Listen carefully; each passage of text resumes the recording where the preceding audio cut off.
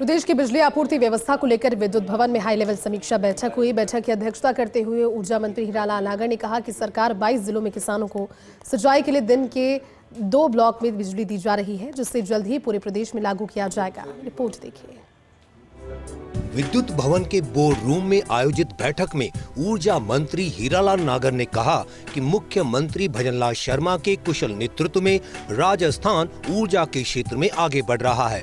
प्रदेश की भावी ऊर्जा आवश्यकताओं को देखते हुए वितरण, प्रसारण और उत्पादन प्रदेश में विद्युत तंत्र के इन तीनों आयामों को लगातार सशक्त किया जा रहा है। इसी का नतीजा है कि बैंकिंग व्यवस्था समाप्त करने के बावजूद गत वर्ष रबी के सीजन में राज्य सरकार ने पर्याप्त आपूर्ति सुनिश्चित की और इस साल भी किसानों को आवश्यकता के अनुरूप बिजली उपलब्ध है। उन्होंने कहा कि प्रदेश में कुसुम योजना के माध्यम से लगभग 2900 मेगावाट क्षमता के विकेंद्रित सौर ऊर्जा संयंत्र स्थापित किए जा चुके हैं। इनसे उपलब्धता बेहतर हुई है। उत्पादन निगम के माध्यम से 6000 megawatt our battery storage system विकसित किया जा रहा है। अब इसका प्रभाव ये होगा कि विद्युत तंत्र के पास भविष्य में आपूर्ति के लिए पर्याप्त बिजली की उपलब्धता रहेगी। ये सरकार की दूरगामी नीतियों का परिणाम है। ऊर्जा विभाग से जुड़े हुए हमारे, चाहे वो वितरण तंत्र हो, प्रसारण तंत्र हो, उत्पादन हो, सभी विभागों की एक बैठक लेकर के बजट से पूर्व जो भी हमारी क्या तैयारी है उसको लेकर के, आने वाली विधानसभा की तैयारी को लेकर के और हमारे उत्पादन, वितरण और ट्रांसमिशन के जो प्रोजेक्ट चल रहे हैं, बजट घोषणाएं चल रही है, उनको लेकर के और ये बैठक की है और निर्देश दिए हैं कि जो भी हमारी कमिटमेंट है, जो हमारे बजट की घोषणाएं हैं, वो 100% पूरी हो।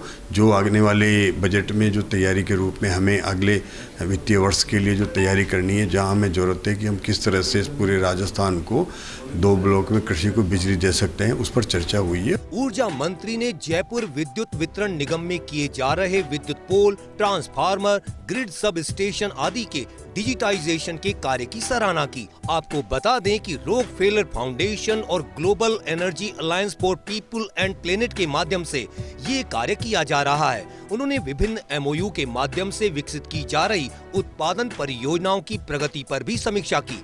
इस दौरान अतिरिक्त मुख्य सचिव ऊर्जा अजिताभ शर्मा ने बताया कि राज्य की दीर्घकालिक ऊर्जा आवश्यकताओं के अनुरूप बैटरी एनर्जी स्टोरेज, अक्षय ऊर्जा और परंपरागत परियोजनाओं के एनर्जी मिक्स पर फोकस किया जा रहा है। इसके अंतर्गत अन्य राज्यों के अनुभवों के आधार पर पोर्टफोलियो मैनेजमेंट तैयार किया जाएगा। आने वाले समय में बेहतर से बेहतर हमारा बिजली का प्रबंधन रहे। बिजली की आज भी हम देखते हैं तो काफ़ी बेहतर स्थिति में हम हैं कि आज हम सारी पूरे प्रदेश में किसानों को बिना किसी बिजली के कटौती के पूर्ण रूप से डिमांड के अनुसार बिजली दे पा रहे हैं, जो लगभग अभी 21,000 मेगावाट तक की आपूर्ति हम बिना किसी कटौती के कर रहे हैं और ये एक रिकॉर्ड है आने वाले समय में। और बेहतर तरीके से हमारी गर्मी की जो आवश्यकताएं हैं उसको देखते हुए भी अभी से तैयारी कर रहे हैं, ताकि वो भी हमें उस समय कोई दिक्कत भी नहीं आए और हम उस आपूर्ति को बिना किसी व्यवधान के पूरा कर सकें। तो इस पर चर्चा हुई है और उसके अनुसार हम तैयारी में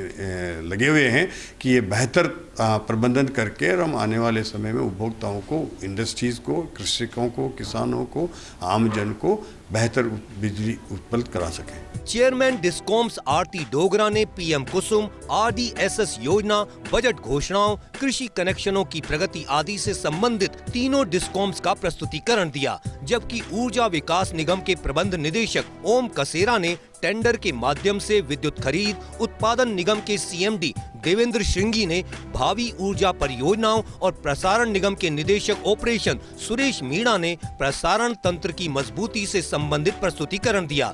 विकास Sharma, first India news, Jaipur.